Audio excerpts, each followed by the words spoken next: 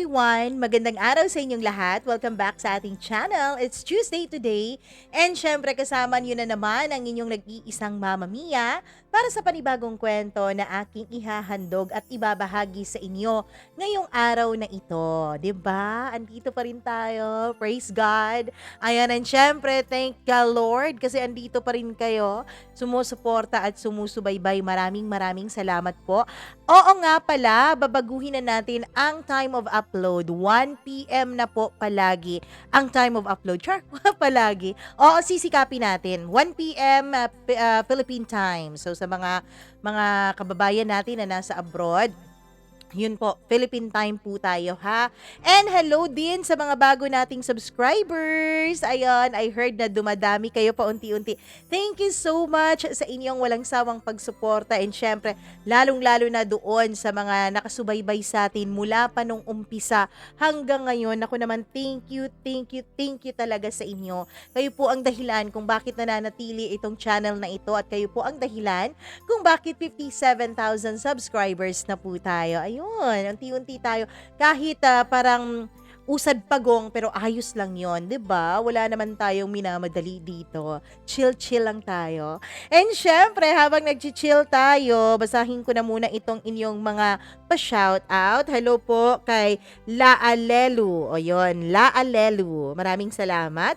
Ana Marie Santillan. Thank you so much from Malolos, Bulacan. Hello kay Ashley Marie of Aika Online Shop. Hello sa inyo. Hello din kay G Vega or G Vega. Maraming salamat. 828. Thank you so much sa iyong pagkikinig. Maria Fed Dikit. Hello din sa ating tagapakinig na wala namang pangalan tapos user lang yung nakalagay sa kanyang name sa taas. Hello din kay Dins Lumigid. Maraming salamat. Beverly Kaamik, thank you so much. Mercedita Harabeho, maraming salamat sa iyong pakikinig. Hello rin kay user LC9. Hello rin kay Maria Lornita Cacho. Maraming thank you sa iyong pakikinig. Ayon. Maraming salamat din kay Teresa Mercurio. Uy, ang dami nating mga bagong pangalan today ha. Maraming salamat po. Hello rin kay Marilo Sabalye. Riza Saguran, thank you so much sa iyo. Marlene Polidario, Poriza Carlos, salamat. Gloria, maraming thank you. Gracie 9616, thank you so much po sa inyo. Hello rin kay Alex Luloy. Hi Alex Luloy. Christy Dimitriel Shomi, Marlene Vargas. Ayun, hello po. Si Madam Marlene, parang ngayon ko lang nabasa ulit yung pangalan mo, Madam. Saan ka po nang galing? Hi din kay Maribel Figuracion. Maraming salamat sa iyo. Hello din kay Love Torres. Hi. Ayun. Pabati po sa aking asawa. Happy 1.5 years sa kanilang dalawa, Michael Nunez. OFW Diaries, maraming salamat. Ayun. Oo, para raw kay Charlie Dizon at Trina Candasa at Carlo Aquino, yung kwento natin kahapon. Ako ang nauna pero siya ang wakas. Ganon. Oo. Jess Journey, hello sa'yo. LV Lapot, maraming salamat. Hello din kay Rene Pelorina or Rene Pelorina from Dubai, UAE. Totally not a UK or not okay siguro to. Oh. Ano ka lang, dasal ka lang ha. Hello din kay Ruby or Rudy Bulay. Maraming salamat Rudy Bulay. Axel, thank you so much. Sally, Vea Magdamit Munhardin, thank you. Charla Villesca, maraming salamat sa'yo. Sai Sigayo, Mary Jane Cahudo, Geraldine Ibenito or Ribinito or Gerald Ribinito. Bakit Geraldine? Gerald pala. Hello from Aklan. Hello din kay Josephine Mapalad. Ayun, Dan de la Cruz. Maraming salamat sa iyong pakikinig. Hello raw sa asawa niyang si Jessica. Always watching. Maraming thank you at silent listener kayo all the way from Hong Kong. Donna Frias. Hi Donna. Pinay sa Israel. Evangeline Bautista. Nolinda Perez. Maraming salamat. Lorna Manza. Jack Palalios. Thank you so much, Jack. And hello din kay Randy Bunggukan. Maraming salamat, Liza Chen. Estela Matildo, Joanne Beliosilio. Hello din kay Geraldine Tihada. Ayun, eto na yung Geraldine. Yung kanina pala, Gerald. Ayan, Melagruz Guerrero, Ann Concepcion, maraming salamat. Christina Season, Josephine Lacheca, maraming thank you sa'yo. Hello din kay Jocelyn Di Homo, maraming salamat. Lens Sel Bayaka, maraming thank you. And Charlene Baclohan, Gloria Havillonar, and Basta Ikaw 356. Ay, kulang ng 10 araw. 365 dapat. Charot lang. Naka-joke lang po yan. Anyways, wag na nating patagalin pa dahil alam ko naman na bukod sa inyong pa-shoutout, mas inaabangan nyo po ang kwentong inihahandog natin araw-araw. Nako, ayaw mag-open. Sandali. Ayan, nag-open na. Ako po ang inyong Mama Mia. Dito na ang paborito ninyong programa. Siyempre, dito sa YouTube, ang Dear Mama Mia. May mga pagkakataon na tayo ay gumagawa ng mga desisyon na akala natin ay walang impact sa ating kinabukasan at kasalukuyan. Minsan kasi akala natin nakukontrol natin ang mga bagay-bagay. Akala natin kakayanin nating iwasan ang anumang pwedeng maging consequence sa mga desisyon na ating ginagawa. Pero minsan, lahat pala ng bagay ay hindi talaga basta-basta maiiwasan. Hindi basta-basta napipigilan, lalo na kung puso na ang usapan. Dear Mama Mia, magandang araw po sa inyong lahat. Magandang araw din sa lahat ng tagapakinig ninyo na katulad ko ay laging nagre-refresh sa tuwing nalilate po kayo ng upload, Mama Mia. Actually, Mama Mia, isa po ako sa mga nalulungkot kapag wala po kayong bagong upload kada araw. Mula pa kasi umpisa ay nasubaybayan ko na ang iyong channel. Hindi lang po ako pala comment dahil nahihiya po akong malaman ng iba na addict po ako sa ganitong klaseng programa. Pero Mama Mia, kapag mag-isa lang ako ay kayo po ang kasama ko. Kayo po ang lagi kong kasama sa tuwing nag-overthink ako. Nare-relax kasi ang isip ko, Mama Mia. Nare-relax ang puso ko. Kaya naman, sa tingin ko ay nakakapag-desisyon din ako ng tama para sa sarili ko. Kailangan ko kasi ng mga tamang desisyon.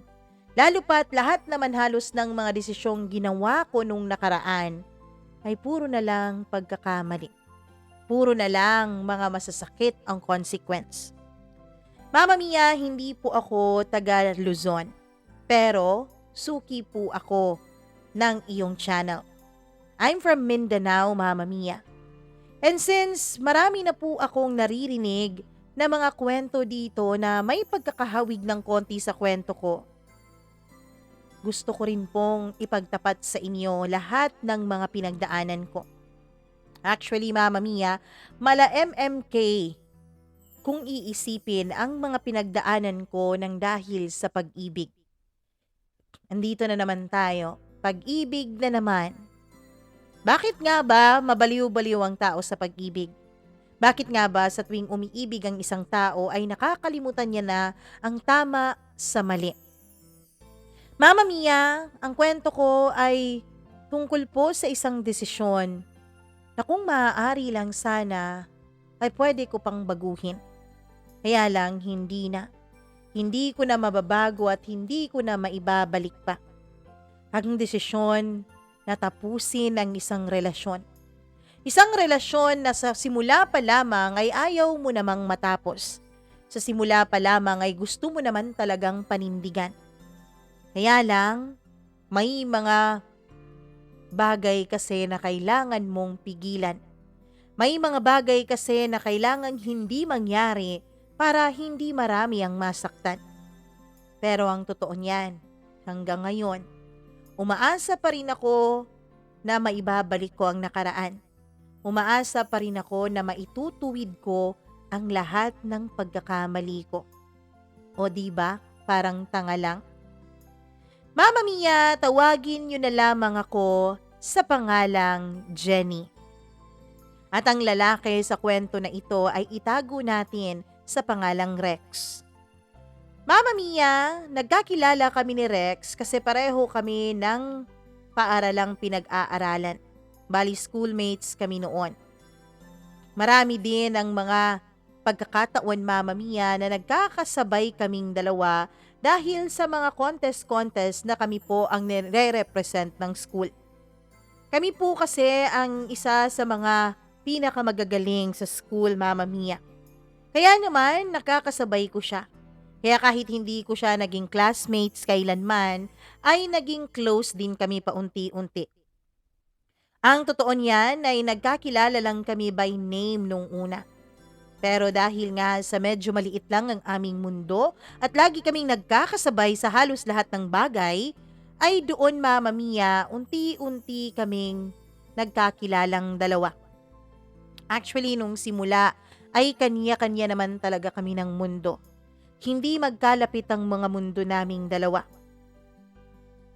Pero Mama Mia, may mga pagkakataon din naman na nagkakasalubong ang aming mga mundo. Lalo na pagdating sa mga pa-contest sa school. Oo, naging magkaibigan kami. Hindi yung magkaibigan na talagang close na close. Nagkakausap lang, nagkakasyaran sa tuwing may pagkakataon pero hindi talaga kami yung nagkikita at nag-uusap ng talagang pinaplano. Kapag nagkikita kami sa school ay nagpapansinan naman kami. Kapag nagkakasama kami sa tuwing may practice o dry run para sa mga contest, ay nagpapansinan at nag-uusap din naman kami. Pero kapag walang ganoon ay hindi na kami masyadong nag-uusap dalawa. Hanggang sa paglipas ng isang taon, Mama Mia, ay pinatransfer ako ng paaralan. Pinatransfer ako ng mga magulang ko dahil nagkaroon po ng magandang breakthrough sa negosyo ng mga magulang ko, kaya naman naisipan nilang i-transfer kaming magkakapatid sa pribadong paaralan. Kung kailan naman ako na-transfer, Mama Mia, ay dun naman nagsimula ang aming love story dalawa. Isang love story na akala ko ay hinding-hindi mangyayari. Isang love story na akala ko ay hanggang online lamang. That night, Mama Mia, ay wala talaga akong ibang magawa. Bored na bored ako. Wala ang mga magulang ko. May inatinan silang party ng isa nilang kakilala na nag-celebrate ng debut yung anak. Actually, gustong-gusto ng mga magulang ko na isama ako, kaya lang ayoko po sa mga ganon. Nababagot ako lalo pa kung wala naman akong kakilala dun sa party. Kaya yung mga kapatid ko na lang ang isinama nila. Ako ay nagpaiwan sa bahay namin. Tapos na akong kumain nun ng dinner. Tapos na rin akong manood ng paborito kong palabas at nababagot na talaga ako. Tinitignan ko lang noon ang cellphone ko. Nanonood ng mga random videos na nakakatawa, yung iba naman ay nakaka-emote. Hanggang sa bigla na lang may nag-pop out sa messenger ko, Mama Mia. Isang tao na matagal ko nang hindi nakakausap. Hi! Si Rex yun, Mama Mia. Siya ang nag-message sa akin. Ako naman ay shock na shock noon. Kasi noon, Mama Mia, sa 4 years na maging magka-schoolmate kaming dalawa, ni minsan ay hindi niya ako chinat, ni minsan ay hindi niya ako tinext, or hindi ko nga alam kung alam ba niya ang cellphone number ko. Kaya naman, Mama Mia, na-shock ako.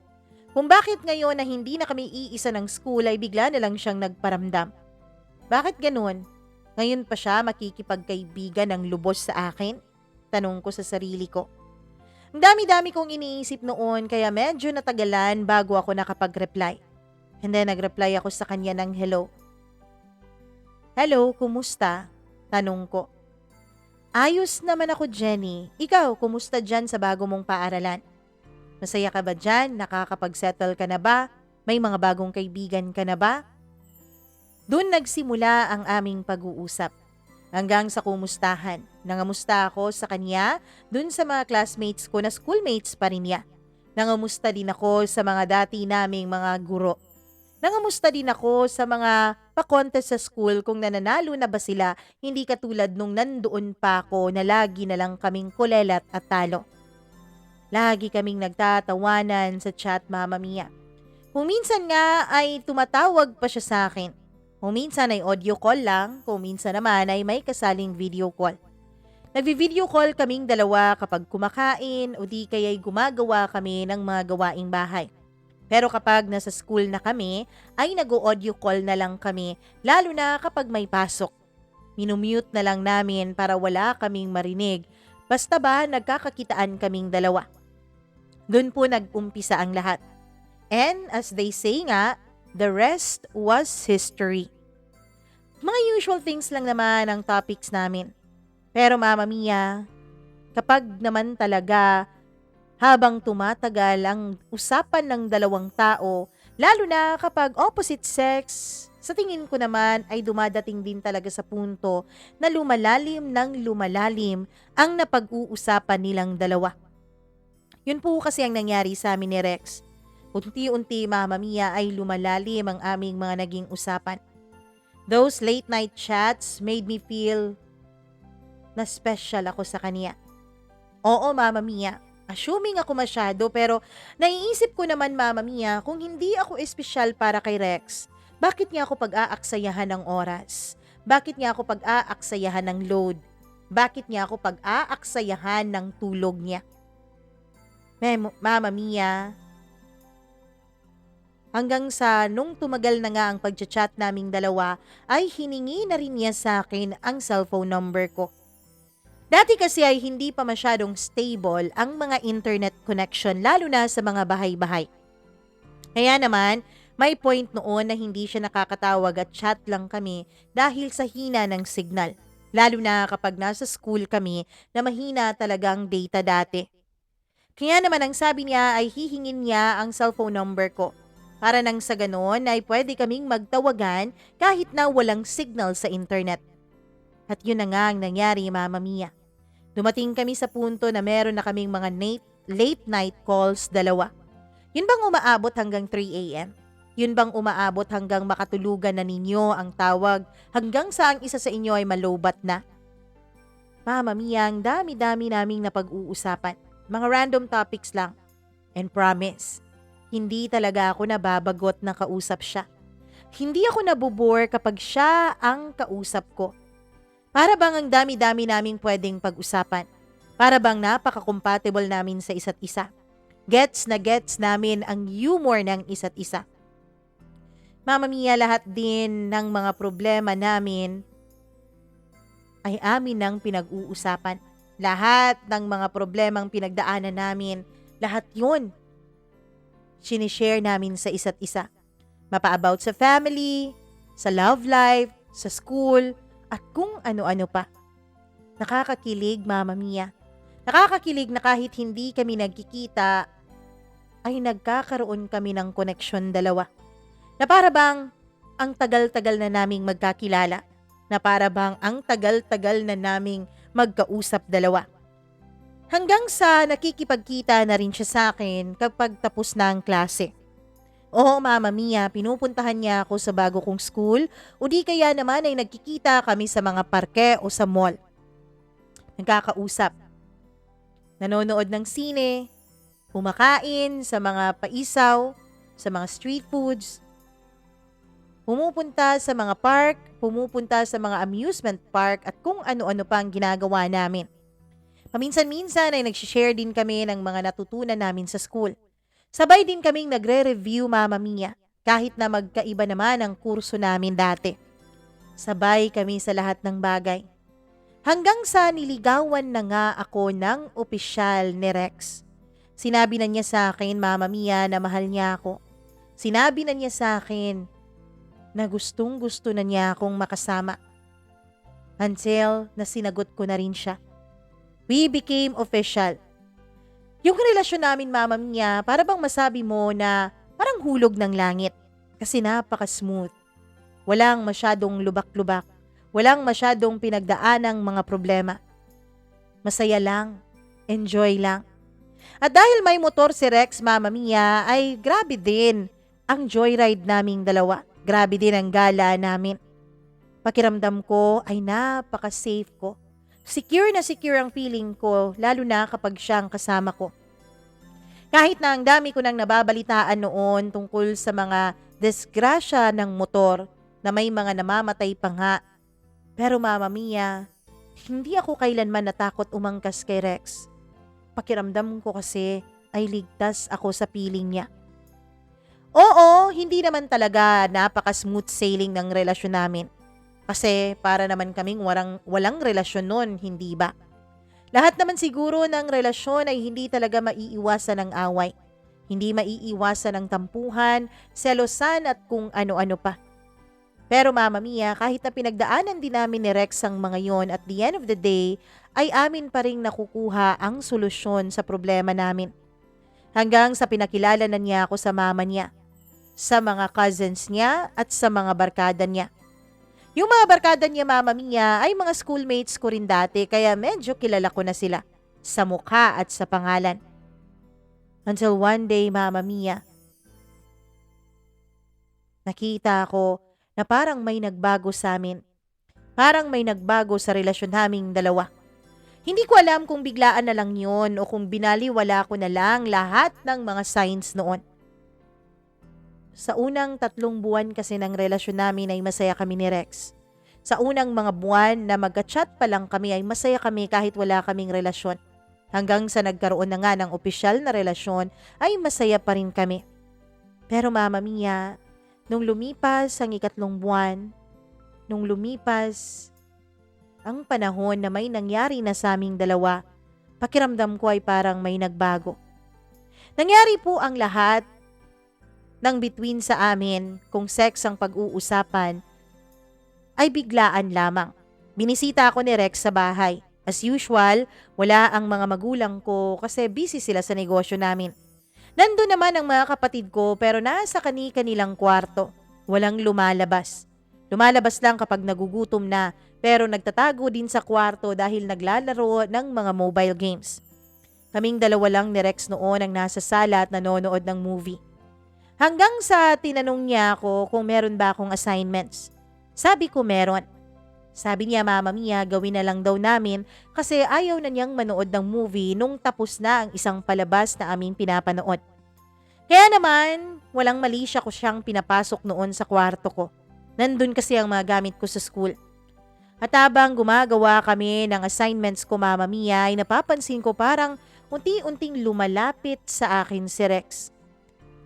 Yung kamay niya Mama Mia ay unti-unting lumapit sa mga kamay ko.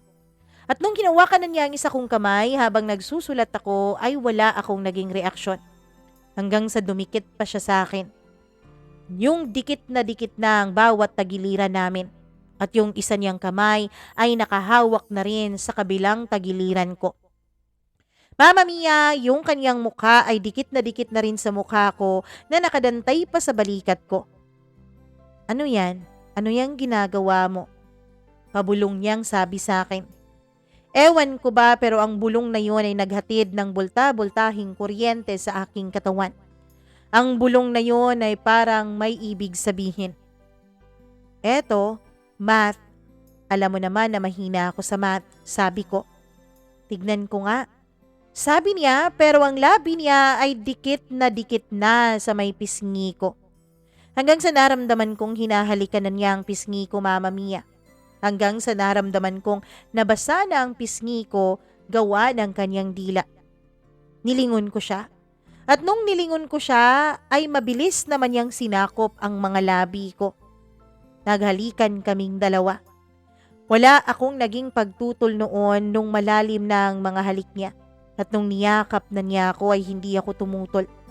Bagkus ay kinawit ko pa sa leeg niya ang 2 kong kamay para mas makabig ko pa siya papalapit sa akin.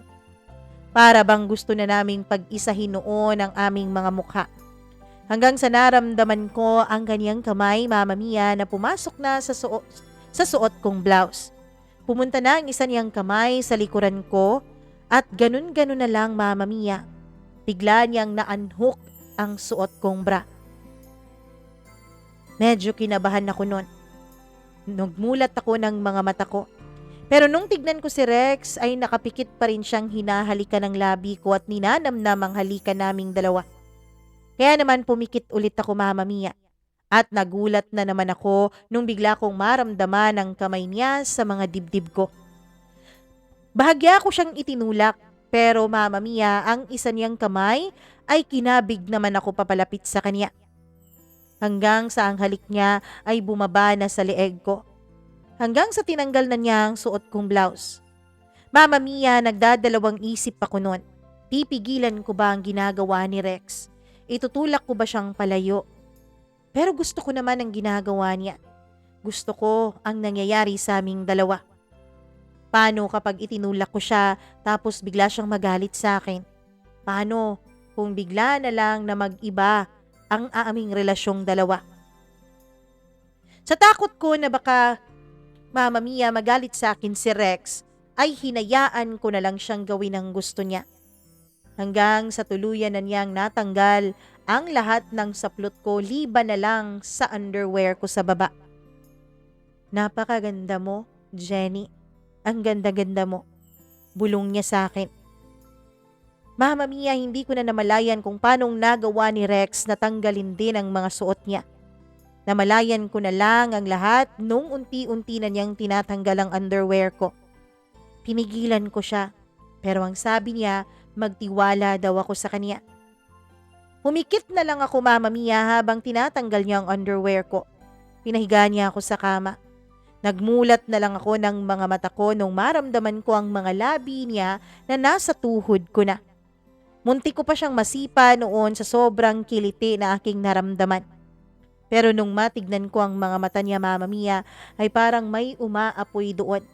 Hindi naman to galit, pero iba ang kanyang tingin sa akin noon. Para siyang hayop na handang lumapa ng tao. Ako naman, imbis na matakot, ay para bang sinilaban pa ng apoy ang katawan ko. Mama Mia, hindi na nga kami nakapagpigil ni Rex. Hindi ko na naisip ang posibleng maging consequence sa ginagawa naming dalawa. Basta na lang akong bumigay. Basta na lang akong humaplos sa kanya bilang tanda at bilang tugon sa lahat ng ginagawa niya sa akin. Hanggang sa tuluyan na nga akong maangkin ni Rex. Matapos may nangyari sa amin ay hinalikan niya ako at sinabihan niya akong mahal na mahal niya ako at mahal na mahal ko rin naman siya. Mama Mia, nung umalis si Rex ay hindi pa rin mawala sa aking isipan ang mga nangyari. Buti na lang at colored ang bedsheet ko noon dahil kung puti pa yun ay mahahalata talaga ang kababalaghang nangyari doon. Oo, Mama Mia, first experience ko po si Rex. First experience ko siya and first boyfriend ko siya. Mama Mia, akala ko kapag may nangyari sa aming dalawa ay yun ang tuluyang magpapatatag sa amin. Kaya lang, 2 linggo matapos may nangyari sa amin ay nakaramdam na nga ako na parang yung mga long sweet messages naming dalawa ay naging paikli ng paikli. Hanggang sa yung mga quotations na pinapadala niya sa akin ay naging good morning at good night na lang. May mga pagkakataon pa, Mama Mia, na wala akong natatanggap na message sa kanya kung hindi ako mauunang mag-message o mag-chat. Hindi naman ganun si Rex. Hindi naman siya ganun, Mama Mia.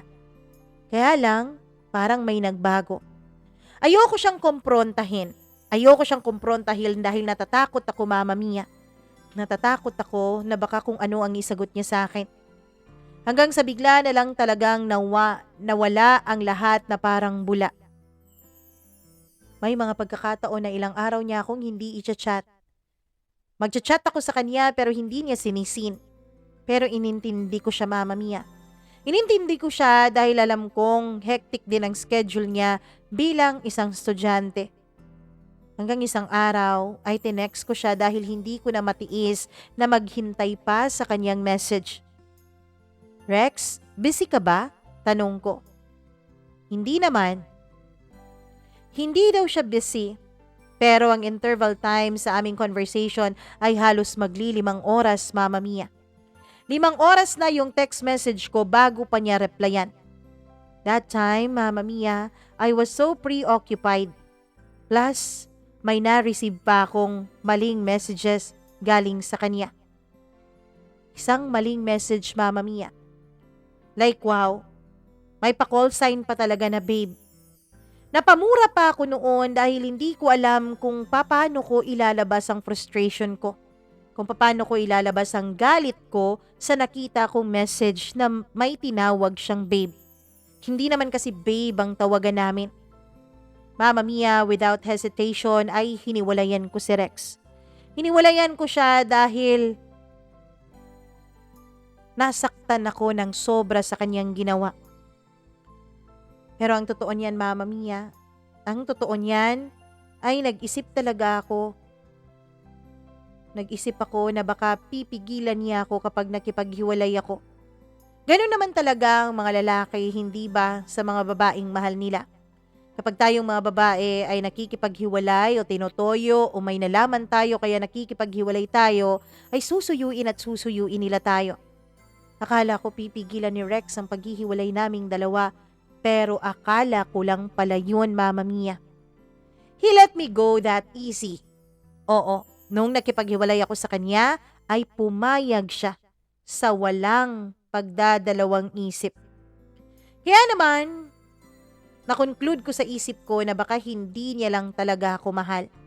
Na baka ako lang ang nandyan nung mga panahon na nabubore siya.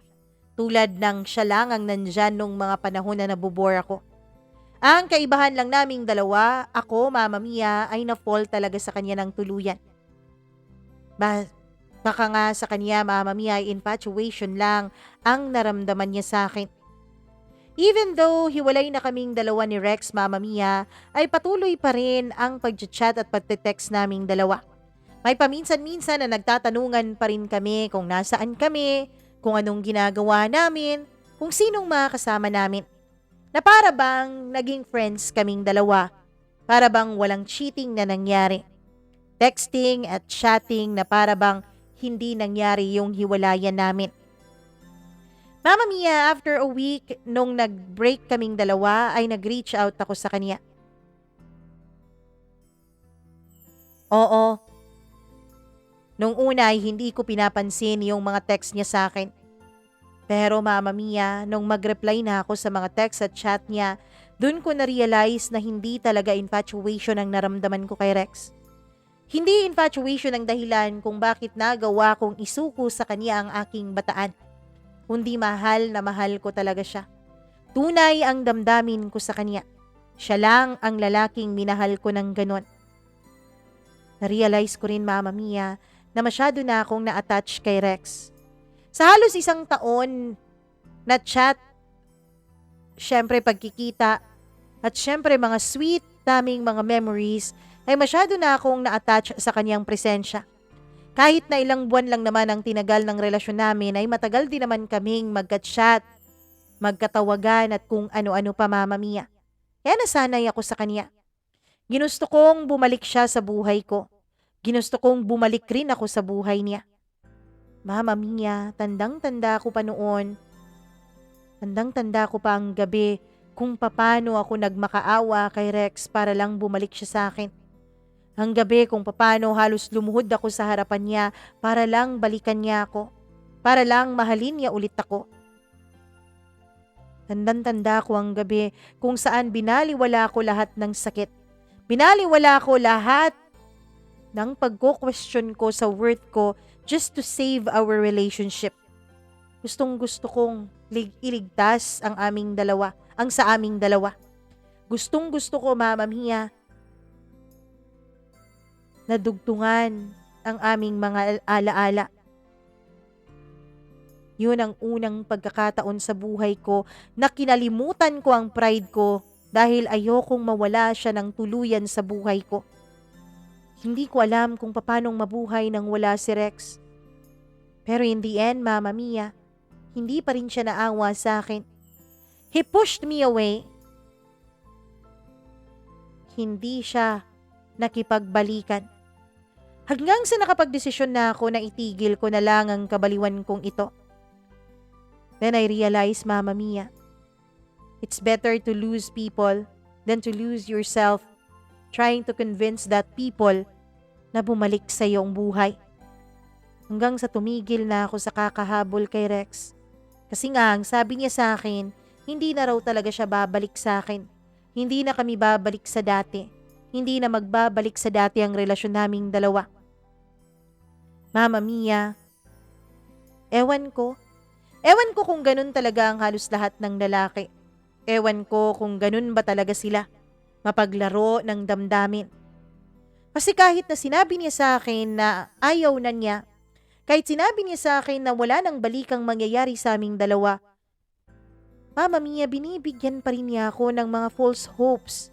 Binibigyan pa rin niya ako ng rason para wag siyang tuluyang kalimutan. Hanggang sa Mama Mia, sinabi ko sa sarili ko na ayokong makita si Rex. Kasi kapag nagkita kaming dalawa, ay mapofall na naman ulit ako sa kanya. So I decided, Mama Mia, na mag-transfer na ng paaralan. Nag-transfer ako sa hometown ng tita ko. Doon din ako nakatira sa kanila. Of course, Mama Mia, nandun kasi si Rex sa amin, kaya hindi ako makaka-move on ng tuluyan kapag nandoon siya. Kapag nakikita ko siya. Kapag alam kong iisang hangin lang ang hinihinga namin. Kapag alam kong iisang buwan lang ang tinititigan namin sa gabi. Kaya naman iniwasan ko siya. Lumipas ang 5 buwan, Mama Mia. Natapos na rin ang semester. Everything was okay with the help of my new friends. At dahil busy na rin ako noon sa finals. Kaya nawala na rin paunti-unti sa isip ko si Rex. Hanggang sa I thought magtutuloy-tuloy na ang paglimot ko sa kanya. And suddenly tumawag siya sa akin, Mama Mia. Blinak ko na po yung number niya. Don't get me wrong. Gusto ko talagang mag-move on noon kaya nakablock na sa akin lahat ng mga social media accounts niya pati na rin ang cellphone number niya. Kaya lang gumamit siya ng ibang number. Isang number na hindi ko naman kilala. Hello? Sino to? Jenny? Hi. Kahit hindi niya sabihin ang kanyang pangalan ay kilalang kilala ko ang boses na yon. Kilalang kilala ng puso ko ang boses na yon. Yun lang ang boses na laging nagpapakaba sa akin. Yun lang ang boses na laging nagpapabilis ng pintig ng puso ko. Oh, bakit ka tumatawag? Anong kailangan mo? Tanong ko. Wala naman. Na-miss ko lang kasi yung boses mo. Ganun ba? Sige wag ka nang tumawag. Marami pa kasi akong gagawin. Putol ko sa naging tawag naming dalawa. Pagkatapos nun, Mama Mia, ay blinak ko na ang number na yon. Imbis na uuwi ako sa hometown namin pagkatapos ng semester na yon ay hindi ko ginawa. Naisip ko kasi, Mama Mia, na baka nandun si Rex. Naisip ko na baka andun na naman siya at kukulitin na naman niya ako. Kaya tuluyan ko na siyang iniwanan at tuluyan ko na siyang kinalimutan. Hanggang sa makagraduate na nga ako ng college. Hanggang sa, Mama Mia, naghanap na rin ako ng trabaho at napadpad nga ako sa Maynila. Dito ako nagsimula ulit. Dito ko sabi bubuuin ang mga pangarap ko. Mama Mia, nung nakahanap na ako ng trabaho ay kumuha na rin ako ng place para sa akin. Maganda din naman ang nahanap kong trabaho at isa pa, meron pa rin naman akong allowance na tinatanggap mula sa mga magulang ko. Sabi ko sa kanila ay wag na akong padalhan pero Mama Mia, sabi ng mga magulang ko ay hindi sila makakampante hanggat hindi nila alam na nasa maayos akong kalagayan. Kaya hindi sila pumayag na sa mumurahin lang akong apartment makatira. Pinapadalhan nila ako ng pambayad sa apartment, kuryente at tubig. Tanging mga basic expenses ko lang ang ginagastos ko. Pagkain at syempre yung mga sanitary needs ko. Mama Mia, unti-unti ay naging maayos ang buhay ko. Hanggang sa nakilala ko si Ben. Si Ben ay kasamahan ko sa trabaho. Naging magkaibigan kami hanggang sa niligawan niya ako. Ilang buwan din na nagtiis sa akin si Ben bago ko siya sinagot.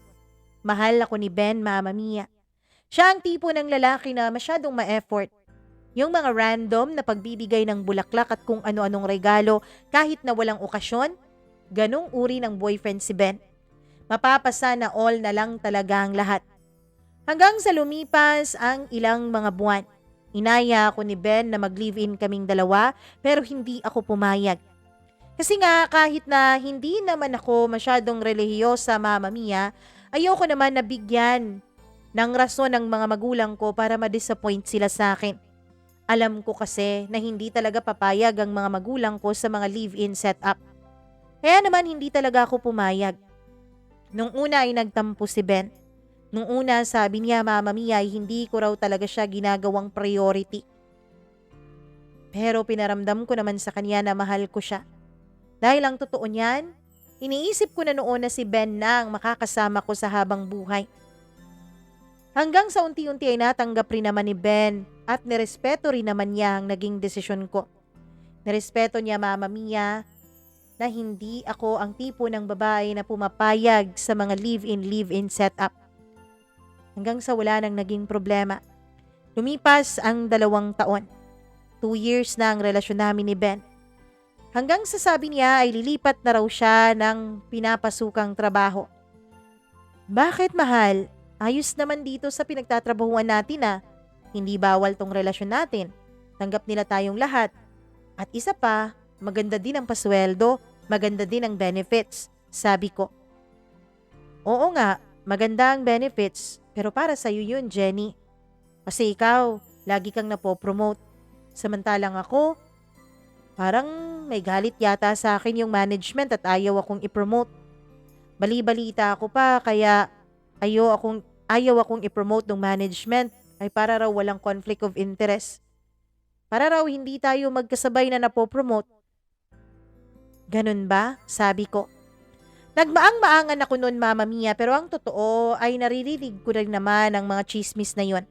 Na kaya hindi na po promote si Ben ay dahil ayaw ng management na magkapareho kami ng posisyon at baka daw may mga mangyari pang hindi maganda at madamay pa ang kumpanya. Hanggang sa tuluyan na ngang umalis si Ben doon. Nung una ay pinigilan ko siya pero sabi ng kaibigan ko Mama Mia, wag na wag mo raw pipigilan ng isang lalaki sa gagawin niya lalo na tungkol sa ambisyon niya sa buhay. Para raw wag nilang isipin na magiging sagabal ka sa kanilang mga pangarap. Kaya kahit na alam kong maninibago ako dahil hindi ko na makakasama sa trabaho si Ben ay pinayagan ko pa rin siya. Naging supportive girlfriend ako sa kanya Mama Mia. Pinakita ako sa kanyang ayos lang sa akin ang desisyon niya na humanap ng ibang trabaho. Hanggang sa matanggap siya sa isang kumpanya na medyo malayo sa pinagtatrabahuan ko. Kaya naman medyo struggle is real noon ang pagkikita namin araw-araw. Pero sa unang mga buwan Mama Mia ay sinubukan naman ni Ben na araw-araw kaming magkita. Araw-araw pa rin naman niya akong sinusundo sa pinagtatrabahuan ko. Kaya lang kapag nandoon na siya ay pagod na siya dahil sa biyahe. Alam mo naman ang Maynila Mama Mia. Walang katapusang traffic. Ako rin naman ay napapagod din sa kakaantay sa kanya. Parehong 5 p.m. kasi ang out namin. Nakakarating siya sa pinagtatrabahuan ko ng mga 7 to 8 p.m. Nagdi-dinner na lang kaming dalawa pagkatapos inihahatid na niya ako at uuwi na siya at magbabiyahe ulit ng medyo matagal-tagal. Nung una, sabi niya ay kakayanin niya. Sabi namin ay kakayanin namin ng ganon. Pero habang tumatagal, ay unti-unti naming nare-realize na hindi praktikal lang magkita araw-araw.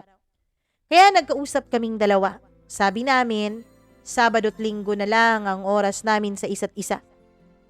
Naging maayos naman ang lahat, Mama Mia. Naging maayos lalo na nung umpisa. Pero Mama Mia, isang araw ay bigla na lang akong nakaramdam ng kakaiba. Para bang may mali. Hanggang sa inopen ko ang Facebook ni Ben.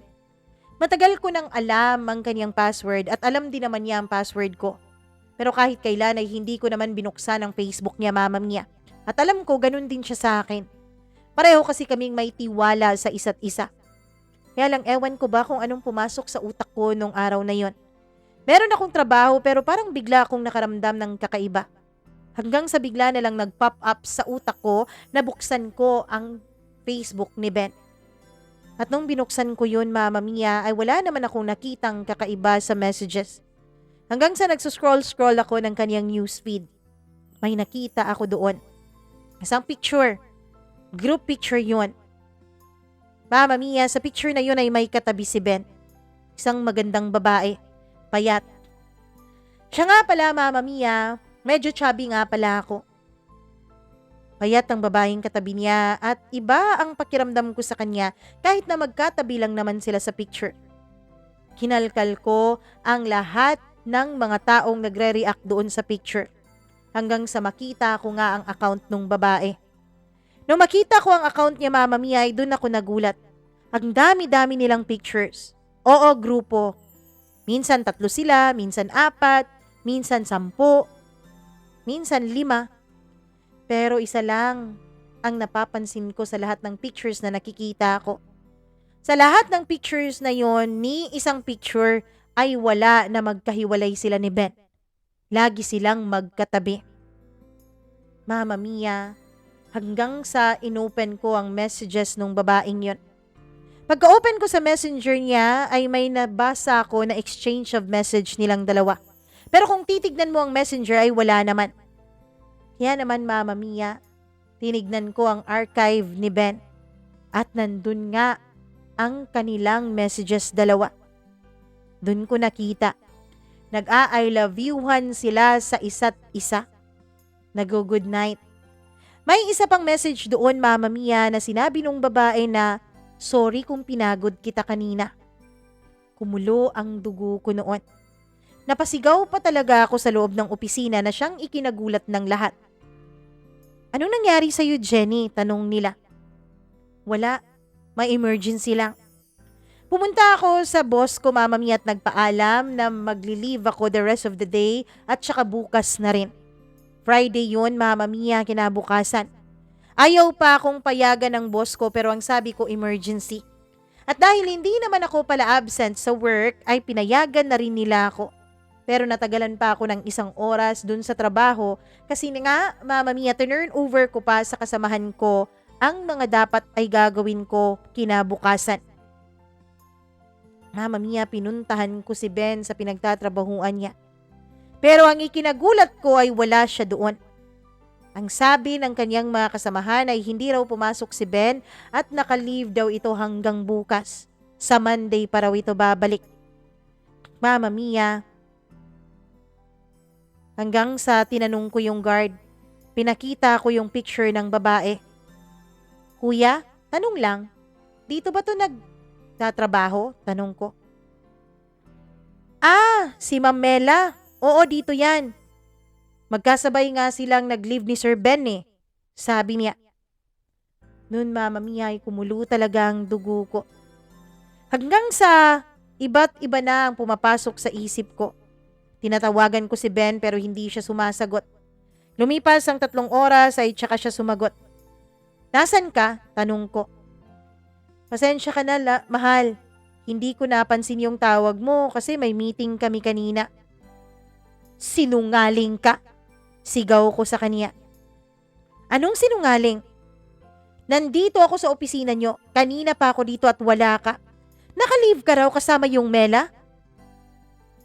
Mama Mia, doon ay hindi na nakasagot si Ben. Mahal. Teka lang, magpapaliwanag ako, sabi niya. Pero pinatay ko na ang tawag. Muwi ako sa bahay, Mama Mia, at doon iniyak ko lahat. Lumipas ang ilang oras at biglang dumating si Ben. Mama Mia, niyakap niya ako. Niyakap niya ako at humihingi siya ng tawad. Wala siyang ibang sinabi sa akin kundi ang mga salitang patawarin mo ko. Nung tinanong ko siya kung bakit, ang sabi niya, Mama Mia, ay dahil nawalan na raw ako ng oras sa kanya. Lalo pa nung nagkaroon pa ako ng isa pang promotion. Para bang baliwala daw ako sa kanya or parang baliwala daw siya sa akin. Ano bang baliwala, Ben? Hindi ka baliwala sa akin, alam mo yan. Alam mo naman siguro at napag-usapan natin tong sitwasyon natin na Sabado at Linggo lang tayo magkikita. Alam ko, mahal.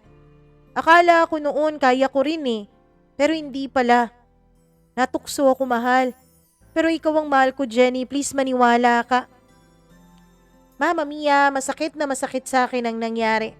Eto na naman. Naloko na naman ako. Niloko ako noon ni Rex. At niloko rin ako ngayon ni Ben. Pero sa pagkakataong ito, Mama Mia, pakiramdam ko ay may kasalanan din ako. Pakiramdam ko, Kung sana araw-araw pa rin kaming nagkikita ni Ben, sana ay hindi nangyari ang mga ganitong bagay. Bigyan mo ako ng isang pagkakataon please, sabi niya. Mama Mia, ayokong magsisi. Mahal ko pa rin si Ben kaya sabi ko sige bibigyan ko siya ng pagkakataon. And this time, pareho naming gagawin ang best namin. Hanggang sa ako nang nag-open up sa kanya ng tungkol sa live-in. Talaga? Payag ka nang makipag-live-in sa akin, mahal? Oo. Naisip ko kasi Ben, na baka kaya ka natukso dahil hindi mo ko araw-araw na nakikita. Ngayong magli-live-in na tayo, araw-araw na tayong magkikita. Kung may problema ka, ako na ang masasabihan mo. Kung frustrated ka o kung masaya ka, ako na ang makakatuwang mo. Please, tigilan mo na ang relasyon yun ng Mela na yan. Oo mahal, promise. Promise. At salamat. Mama Mia, lumipat nga ako sa kondo ni Ben. Kaming dalawa ay nagsama na. Pinaliwanag ko sa mga magulang ko ang desisyon ko. Tama nga ako. Disappointed sila masyado sa akin lalo na nung una. Pero pinaliwanag ko sa kanila, liban na lang doon sa cheating issue ni Ben. Siyempre walang ibang nakakaalam noon kundi ako lang at si Ben at siyempre yung Mela na yon. Yung Melang malandi na yon na alam niyang may girlfriend ay pinatulan pa rin niya. Mama Mia, akala ko ay magiging maayos na ang lahat. Akala ko ay magiging maayos na ang sa aming dalawa ni Ben. Pero hindi pala. Hindi pala ganun kadali, Mama Mia, ang lumimot. Hindi pala ganun kadali ang mag-move on. Hindi pala ganun kadali ang isipin na wala lang yun, na natukso lang siya pero ako ang mahal niya. Dahil ang totoo niyan, Mama Mia, araw-araw pumapasok sa utak ko ang naging panluloko sa akin ni Ben. Pero pinipilit kong huwag i-bring up sa kanya ang mga bagay na yon. Pinatawad ko na kasi siya. Tapos nag-effort pa ako kaya dapat kalimutan ko na. Pero mahirap kalimutan, Mama Mia. Mahirap magtiwalang muli. Lalo na kapag wala si Ben at nasa trabaho siya, kung ano-ano nang naiisip ko. Hanggang sa kinaibigan ko ang iba niyang kasamahan sa trabaho. Mama Mia, lagi kong binabantayan si Ben. Lagi kong tinatanong kung pumasok na ba siya o kung nakauwi na siya. Naging cooperative naman sa akin yung mga naging kaibigan kong katrabaho niya. Pero hindi pa rin ako nakokontento doon. Palagi pa rin akong nag-e-imagine what if sa mga oras na to ay niloloko pa rin ako ni Ben. Hindi ko alam kung normal yon, Mama Mia. Hindi ko alam kung lahat ng niloko ay naka-experience ng ganito. Gabi-gabi, Mama Mia. Gabi-gabi ay naghihilik si Ben. Ang sarap-sarap ng tulog niya. Samantalang ako ay gising. Paminsan-minsan ay bigla na lang tumutulo ang luha sa mga mata ko. Lagi kong naiisip ang mga panlolokong ginawa niya sa akin. Lagi kong tinatanong kung ano bang mali, kung bakit lagi na lang akong naluloko. Hanggang sa unti-unti, nararamdaman ko ay hindi na ako masaya sa relasyon namin ni Ben. Pero nanatili pa rin ako. Nanatili ako kasi pamilyar. Pamilyar ang relasyon naming dalawa. Hanggang sa isa na namang unknown tawag ang natanggap ko, Mama Mia. Pagkalipas ng maraming taon ay hindi ko inisip na magkakaroon pa kaming muli ng koneksyon at komunikasyon dalawa. Oo, ang tumatawag ay walang iba kundi ang ex-boyfriend kong si Rex. Kumusta ka na? Tanong niya. Ayos naman ako. Bakit ka napatawag? Tanong ko. Namiss lang talaga kita. Actually, matagal na kitang gustong tawagan eh. Kaya lang pinipigilan ko ang sarili ko. Pero may mga pagkakataon na ganito, hindi ko napipigil ang sarili ko. Mama Mia, pinilit ko naman na wag pansinin si Rex. Kaya lang, sa kanya ko po kinukuha ang sagot sa mga tanong ko. Tinanong ko si Rex kung bakit niya ako nagawang lokohin noon. Ang sabi niya, Mama Mia, ay natakot daw siya. Natakot daw siya kasi naging seryoso raw kaming dalawa masyado. Kaya nagawa niyang makipagrelasyon sa iba. Kaya nagawa niyang hindi ako balikan. Natakot daw siya na kapag paulit-ulit na may mangyari sa amin ay baka mabuntis niya ako. Baka masira ang kinabukasan ko. Bakit hindi mo yun sinabi sa akin dati? Bakit kailangan mong mag-cheat? Tanong ko. Sorry, Jenny. Pero naging immature ako nun eh. Nagpaliwanag si Rex sa akin. Ewan ko ba Mama Mia pero parang nakahanap ako ng comfort sa katauhan ni Rex. Hanggang sa naging consistent na ang exchange of message naming dalawa. Text at tumatawag na rin siya sa akin. Mama Mia, nag-umpisa ulit ang lahat. Calls and texts na sad na para bang naibalik namin ang dati. Yung connection naming dalawa. Yung dati na kahit ano ay napag-uusapan namin. Ewan ko Mama Mia kung talagang nasaktan lang ako ni Ben o talagang galit lang ako sa kanya o talagang marupok lang ako. Pero kapag nandun ka na sa sitwasyon Mama Mia, ay para bang wala ka ng ibang magawa kundi ang mag-reply ng mag-reply. Hanggang sa lumipas ang mga araw. Malagi kaming magka-chat at magka-text hanggang sa napag-isipan namin na magkita kaming dalawa. Mama Mia, nangyari ang pagkikita na yun kasi nga nagkaroon ng team building sina Ben. Ayoko sana siyang payagan kasi alam kong nandoon yung Mela na yun. Pero hindi ko naman siya pwedeng ikulong gaya ng sabi ko. Kaya pinayagan ko siyang mag-team building. Nung una ay tinanong ko kung pwede ba akong sumama. Pero ang sabi ni Ben ay hindi daw ako pwedeng sumama kasi team building yun at hindi naman ako kasali sa team. Na-offend ako doon Mama Mia. Pakiramdam ko ay ayaw lang talaga niya akong isama. Sakto naman na pag-alis niya ay tumawag si Rex. At nung tumawag siya, ay nasabi ko sa kanya ang mga pangyayari at ang mga nararamdaman ko. Magkita na lang tayo. Total naman, 2 araw mawawala yung boyfriend mo, di ba? So yun na nga, Mama Mia. That was our first met up after the breakup. Oo, andito din pala siya sa Maynila. And guess what, Mama Mia? Guess what happened? Nung magkita kaming dalawa ay parang walang nagbago. Parang kami pa ring dalawa. Pumunta kami sa amusement park. Pagkatapos ay nanood ng sine. Kumain sa labas. Nag-joyride papuntang Tagaytay at kung ano-ano pa. Parang kami pa rin. To the point, Mama Mia. To the point na hiniram niya ang cellphone ko para mag-picture daw kaming dalawa. Pero ang hindi ko alam ay tinignan pala niya ang mga conversation ko. At doon nakita niya na lahat ng mga text messages niya dati ay hindi ko pa rin binubura. Ito pa rin pala yung cellphone mo, sabi niya. Di, may iba na ako. Pero ginagamit ko pa rin yan. Hindi pa rin naman kasi sira eh. Mama Mia, hanggang sa nung gabi na yun, ay naabutan kami ng gabi at dilim sa daan. Hindi ako pumalag, Mama Mia. Hindi ako pumalag nung tumigil siya sa isang hotel. Well, at least hindi motel. Akala ko ay 2 kwarto ang kukunin niya pero isa lang pala. Nung naglakad na kami papunta sa kwarto na yun, ay tinanong ko siya. Anong ginagawa mo, Rex? Bakit ganito? Bakit magiging magkasama tayo sa iisang kwarto? Hindi niya ako sinabugot, Mama Mia. Bagkos ay hinawakan niya ang kamay ko. Pumasok kaming dalawa sa loob. Ewan ko ba? Siguro nga, malalim talaga ang koneksyon naming dalawa ni Rex. Siguro nga malalim talaga ang pinagsamahan naming dalawa. Pagkapasok namin sa kwarto ay agad niya akong sinandal sa likod ng pintuan at hinalikan. Mama Mia, pinipigilan ko siya nung una. Rex, ano ba? May boyfriend ako, sabi ko. Boyfriend mong niloloko ka rin naman, sabi niya. Nung sinabi niya yun ay biglang nagbalik sa alaala ko lahat ng panlolokong ginawa sa akin ni Ben. Ewan ko ba Mama Mia pero inisip ko na ito na ang way ko para makaganti ako kay Ben. Alam ko rin naman na ilang beses na may nangyari kay Ben at sa Mela na yon.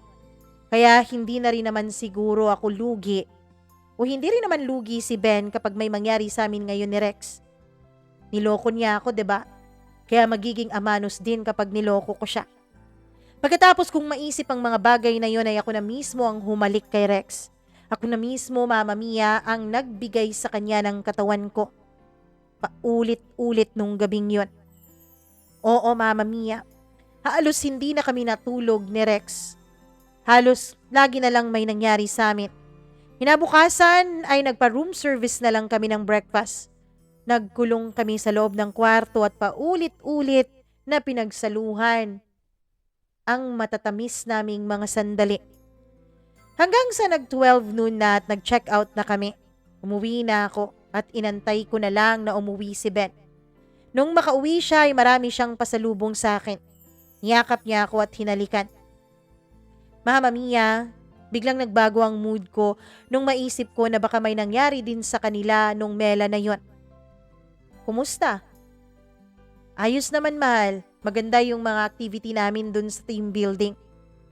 Kumusta naman ang team building yun ni Mela? Tanong ko. Mahal? First time, Mama Mia. First time mula nung pinatawad ko si Ben na pinag-usapan namin si Mela. First time ko siyang bringing up sa usapan naming dalawa. Nagsorry ulit si Ben sa akin, Mama Mia. Alam ko kung gaano kita nasaktan, pero maniwala ka sa akin. Wala nang namamagitan sa amin ni Mela. Maniwala ka sa akin na ikaw lang ang babaeng minamahal ko, sabi niya. Ewan ko ba, Mama Mia, pero hindi ko magawang maniwala sa mga sinasabi niya. Hindi ko alam kung dahil sa guilt na nararamdaman ko, dahil niloko ko rin si Ben, o dahil ba sa isipin na siguro ilang buwan na sila ni Mela samantalang ako ay isang beses lang na nagloko sa kanya. Ang akala kong isang beses ay hindi pala isang beses lang, Mama Mia. Dahil naulit ang panloloko ko kay Ben. Naulit kasi naulit ang pagkikita naming dalawa ni Rex. Mama Mia, may mga pagkakataon na nagli-leave ako sa trabaho. Nagli-leave ako para umalis, para makipagkita kay Rex. Ewan ko ba, Mama Mia? Ewan ko ba, pero pakiramdam ko ay may koneksyon pa rin kaming dalawa ni Rex. Pakiramdam ko ay parang hindi nawala ang koneksyon naming dalawa. Hanggang sa lumipas ang mga araw, linggo hanggang sa naging mga buwan. Patuloy ang palihim naming pagkikita ni Rex. Patuloy ang palihim na may nangyayari sa aming dalawa. Buti na lang talaga at hindi ako nabubuntis. Siguro dahil magaling rin naman si Rex sa bagay na yon. Mama Mia, hanggang sa naramdaman ko na hindi ko na talaga mahal si Ben. Na hindi ko talaga siya mahal at si Rex na ulit ang mahal ko. Na hindi ko talaga mapapatawad si Ben sa ginawa niya kaya nagawa kong mahalin ulit ang ex ko. Pero hindi ko alam kung paano ko iiwanan si Ben. Hindi ko alam kung paano ko siya hihiwalayan. Inisip ko na lang noon, Mama Mia, na siguro ipakita ko na lang kay Ben ang lahat ng pangit kong ugali para siya na mismo ang humiwalay sa akin. Mama Mia, binalik ko ang dating ako. Yung ako na walang pakialam kay Ben. Yung ako na parang hindi naman importante ang nararamdaman niya. May mga panahon na kapag nag-uusap kaming dalawa at may usapan kaming kumain o sabay na mag-lunch ay hindi ko siya sinisipot. Mama Mia, akala ko ay magagalit siya sa akin kinagabihan pero iniintindi niya ako. Iniintindi ako ni Ben. Siguro dahil sa guilt na kaniyang nararamdaman dahil sa kaniyang nagawa sa aking kasalanan noon. Ben, ano ba? Huwag kang makulit dyan. Sabi ko isang gabi nung sinisimulan niya akong romansahin. Mahal, namimiss na kita eh. 2 linggo na rin. Mula nung huling may nangyari sa atin. Ano ba, pagod ako? Sabi ko. Mahal naman. Huwag kang mag-alala, hindi naman kita papagurin. Humiga ka lang, akong bahala sa'yo. Ben, ano ba? Ilang beses ko bang sasabihin sa'yo, hindi ka ba nakakaintindi? Pagod nga ako, sabi ko. Pero naging makulit siya, Mama Mia. Hanggang sa nasipa ako siya dahil ayoko talaga. At noon ay nagtampo siya. Nakita ko ang sakit na rumehestro sa kanyang mukha bago siya umalis at kumuha ng tubig. Nung bumalik na siya ay nakaramdam ako ng konsensya. Kaya naman ako na ang unang humalik sa kanya. O halika na. Sige lang, mahal. Alam ko namang pagod ka eh, sabi niya. Ano ba, gusto mo o hindi? Okay lang talaga mahal, matulog ka na. Ben, ano ba? Ay, dito na nga oh, pumapayag na nga ako. Pagkatapos ikaw na naman tong mag-iinarte. Sabi ko. Siguro sa takot niya na ma-offend o magalit ako Mama Mia, ay pinilit pa rin niya ang sarili niya kahit siguro nawalan na siya ng gana noon. Lumapit siya sa akin at hinalikan ako. Ako naman ay nakatihaya lang. Hinayaan ko siya. Pero pakiramdam ko Mama Mia ay para bang may nangyayari lang sa amin pero wala naman doon ang isipan ko. Naiisip ko ang mga nangyayari sa amin ni Rex. At nung naisip ko nga si Rex Mama Mia ay parang nagkaroon ako ng gana. Nagre-response na ako sa mga halik ni Ben kasi iniisip ko na si Rex ang kahalikan ko. Hinahaplos ko na rin ang katawan ni Ben. Iniisip ko na katawan ni Rex ang hinahaplos ko. Mama Mia hanggang sa bumalik ang gana ni Ben. Ramdam na ramdam ko ang pagbalik ng gana niya. At sa bawat bayo niya sa akin, kung pwede lang ay sabihin niya sa akin at ipagtapat niya sa akin lahat ng pagmamahal siya na meron siya para sa akin. Pero ako Mama Mia, dun ko talaga napatunayan na wala na akong nararamdaman kay Ben. Hindi na kasi siya ang nasa isipan ko habang magkaniig kaming dalawa, kundi si Rex na. Mama Mia, handa na ako noon. Handa na ako nakalimutan si Ben. Handa na akong sumugal sa aming dalawa ni Rex. Handa na ako kahit ano pa ang pwedeng maging consequence sa relasyon naming dalawa. Oo, Mama Mia, hinanda ko na talaga ang sarili ko noon. Paulit-ulit pa rin may nangyayari sa amin ni Rex. Hanggang sa isang araw ay lumabas si Rex matapos kaming magniig sa loob ng isang motel. Saan ka pupunta? Tanong ko.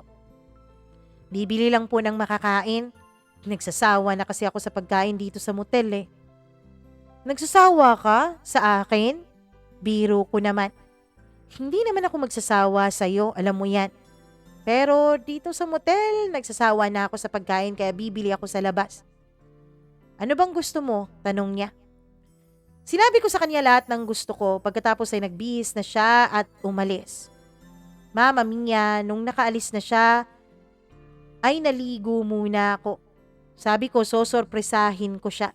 Ako naman ang mag-i-initiate na may mangyari sa aming dalawa kapag bumalik na siya. Bago pa ako kumain ay siya muna ang pag-aaksayahan ko ng laway ko, sabi ko sa sarili ko. Pero nung tapos na akong maligo, pagkalabas ko ay may naririnig akong cellphone na nagre-ring. Hindi ko naman ringtone yun. Hinanap ko yun Mama Mia hanggang sa makita ko sa ilalim ng unan ni Rex. Cellphone ni Rex na iwan niya. Hindi ko sana yun bubuksan Mama Mia. Pero bigla itong nagring ulit. Mama Mia, nakataob ang posisyon ng cellphone kaya nung una ay hindi ko nakikita kung sino ang tumawag. Pero nung buhatin ko na ang cellphone na yon at tinignan ko na ay nakita kong pangalan ng babae at may picture pa talaga ng babae yung tumatawag. Sinagot ko Mama Mia. Pero bago pa man ako makapag-hello ay sumagot na ang babae sa kabilang linya. Ang tagal mo naman Han, andito na ako sa usapan natin. Sige na please, kailangan ko nang kumain at bumalik sa trabaho. Sabi niya. Mama Mia, nanginig ang mga palad ko nung mga panahon na yon. Hindi ko alam kung anong gagawin ko. Hindi ko alam kung anong sasabihin ko. Hello, Han? Ba't ang tagal mo mag-reply? Hello, Han? Andyan ka ba? Paulit-ulit niyang tanong. Pero inend ko ang call, Mama Mia. Hindi ko alam. Gustong-gusto ko nang umalis noon sa motel room na yon. Gusto kong lumabas. Gusto kong magwala pero hindi ko magawa. Nanahimik lamang ako. Ilang oras, Mama Mia? 3 oras bago bumalik si Rex. Pagkabalik niya ay wala siyang dalang pagkain. Alam kong alam na niya ang nangyari. Siguro sinabi na nung babae. Bakit mo sinagot ang cellphone ko? Bakit mo pinakialaman ang cellphone ko? Sabi niya. At bakit? Ikaw lang ba ang may karabatang makialam sa cellphone ko? Ikaw naman ay libre kang tinitignan ng cellphone ko Libre kang chine-check ang mga messages ko. Bakit ako hindi? Tanong ko. Eh yung sa akin, alam mong tinitignan ko. Kasi sa harapan mo ko nagtitingin ng mga messages mo. Yung ikaw, tinignan mo nang wala ako, nang hindi ka na nagpapaalam sa akin. FYI lang, Rex ha, hindi ko yun tinignan. Nag-ring yun ang paulit-ulit kaya napilitan akong sagutin yon. Bakit mo nga kasi sinasagot? Eh hindi mo naman cellphone yon. Sabi niya. Bakit hindi ko sasagutin? Eh babae yung nakabalandrang mukha at pangalan. Bakit mo naman sasagutin? Kaano-ano ba kita para sagutin mo yung cellphone ko? Girlfriend ba kita? Asawa ba kita? Mama Mia, dun ako sinampal ng masakit na katotohanan. Oo nga pala. Hindi nga pala ako girlfriend. Hindi rin pala ako asawa. Kaya wala akong karapatan.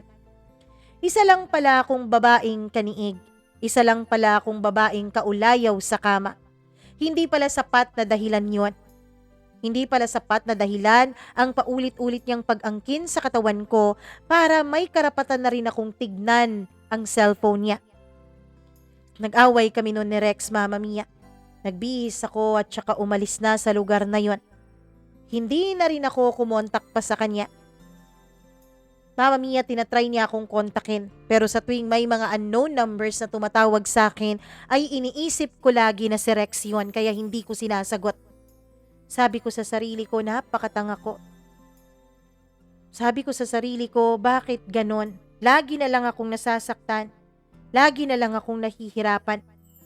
Ang totoo niyan, Mama Mia, hanggang ngayon ay ramdam ko pa rin ang pagmamahal ko kay Rex. Pero hindi ko alam kung hanggang kailan ko ba sasaktan ang sarili ko sa pag-aalala ng mga alaala naming dalawa. Oo, kami pa ring dalawa ngayon ni Ben.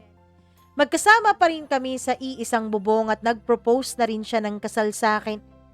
Hindi ko alam, Mama Mia, kung matutuloy ba ang kasal naming dalawa. Oo, nag-yes ako sa proposal niya pero wala naman sa kanya ang puso ko. Lagi kong iniisip, nakaganti ba talaga ako kay Ben sa ginawa kong panluloko sa kanya? O mas sinaktan ko lang ang sarili ko? Mas binaba ko lang ang pagkababae ko? Hanggang ngayon, Mama Mia, ay walang alam si Ben tungkol sa nangyari sa amin ni Rex. Yun ang pagkakaalam ko. Pero may mga pagkakataon, Mama Mia, na tinititigan lang ako ni Ben. Titig na hindi ko mawari kung ano, hindi ko mabasa ang ekspresyon ng kanyang muka. Kaya lagi ko siyang tinatanong kung bakit niya ako tinitignan ng ganon. Bakit niya ako tinititigan? Pero kapag tinatanong ko naman siya, lagi niyang sinasabi na wala. Mahal lang daw niya talaga ako. Sana daw ay maayos pa namin ang relasyon naming dalawa. Lagi rin siyang nagpapasalamat, Mama Mia, sa pagtanggap ko muli sa kanya. Lagi rin niyang sinasabi na wala na raw ibang babae kundi ako na lang. Pero ewan ko ba? Ewan ko kung hindi ako naniniwala sa kanya dahil sa ginawa niya sa akin o dahil lang ba talaga sa hindi ko na siya mahal. At ngayon ang puso ko ay nasa iisang tao na hindi ko naman na kailanman maaangkin. Lalo pat nabalitaan kong nagpakasal na si Rex sa girlfriend nito. Mama Mia, hanggang dito na lamang po. At maraming salamat sa lahat ng mga nanood at nakinig ngayon ng aking kwento. Salamat din, Mama Mia, sa pagbibigay mo ng oras para basahin at ibahagi sa iba ang kwento ng buhay ko. Hanggang dito na lamang po, lubos na gumagalang, Jenny.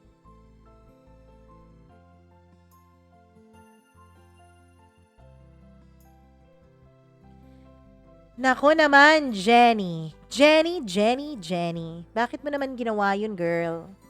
Pero, naiintindihan naman kita sa parte na hindi talaga madaling magpatawad. Hindi talaga madali na kalimutan ang mga nangyari, lalo na kung ikaw yung niloko. Siguro mas madali sa mga nanloko na sabihin na ayos lang yan, kalimutan na natin ang lahat, mag-umpisa tayo ulit. Pero dun sa taong niloko nyo, hindi po madali ang mag-overthink araw-araw. At dahil nga sa sakit na kanyang nararamdaman o naramdaman, ay nagawa niyang gumawa ng kasalanan. At ang kasalanan na yun ay naging matindi ang consequence. Naging sakim ka kasi, Jenny. Sana inisip mo na lang talaga dati kung kaya mo bang patawarin si Ben at kung sinagot ng sarili mo na hindi mo siya kayang patawarin, sana hiniwalayan mo na lang muna siya. Pwede naman kasi na patawarin mo ang isang tao sa kanyang kasalanan pero wag na muna kayong magbalikan. Kasi ako naniniwala na ang pinakamahal na bagay dito sa mundo ay yung tiwala. Kasi ang tagal-tagal buuin ng tiwala. Pero segundo lang para ito ay tuluyang mawasak at magkapira-piraso. At yun ang nangyari sa tiwala ni Jenny kay Ben. Sana Jenny, ngayon, sabihin mo muna kay Ben ang lahat ng totoo. Kasi ako naniniwala din sa Veritas Leveravit Vos. The truth will set you free. Sabihin mo sa kanya ang totoong nangyari. Sabihin mo na nagloko ka, ganito, ganyan. At maghiwalay muna kayo. Maghiwalay kayo ng mga ilang araw, linggo, buwan. Tapos tsaka nyo i-assess ang sarili nyo. Kasi magiging mahirap, Jenny, kapag naikasal kayong dalawa ni Ben, pagkatapos ay marirealize mo na hindi mo pala talaga siya mahal. O di kaya maikasal kayong dalawa, pagkatapos ma-fall ka ulit, magmahal ka ulit, pagkatapos tsaka pa lang niya malalaman yung mga panloloko mo, tapos siya na naman ang magloko, siya na naman ang mawala, siya na naman ang, 'di ba? Ganon, magiging komplikado ang lahat. Kaya ngayon pa lang, habang hindi pa kayo kasal, plansyahin nyo na ang lahat sa relasyon ninyong dalawa. Maraming salamat, Jenny. Naway may makuha kang advice mula sa ating mga listeners na talaga namang magko-comment dyan sa baba, di ba? Kung ikaw na nakikinig ngayon, alam kong nagustuhan mo ang kwento ni Jenny, kaya i-share mo na yan at i-click mo na ang like button. Kung hindi ka pa nakapag-subscribe, please do subscribe. Click subscribe and then click the notification bell para lagi kang updated sa tuwing may bago tayong video na i-upload. At wag mong kakalimutan, pinaka-importante to. Kung may sarili kang kwento, mag-share ka naman. Email mo naman yan, mamamiacdo0317@gmail.com. Maraming salamat po sa inyong lahat sa walang sawa niyong pagsuporta nitong ating munting channel. Ako po muli ang inyong Mama Mia. Magandang araw po.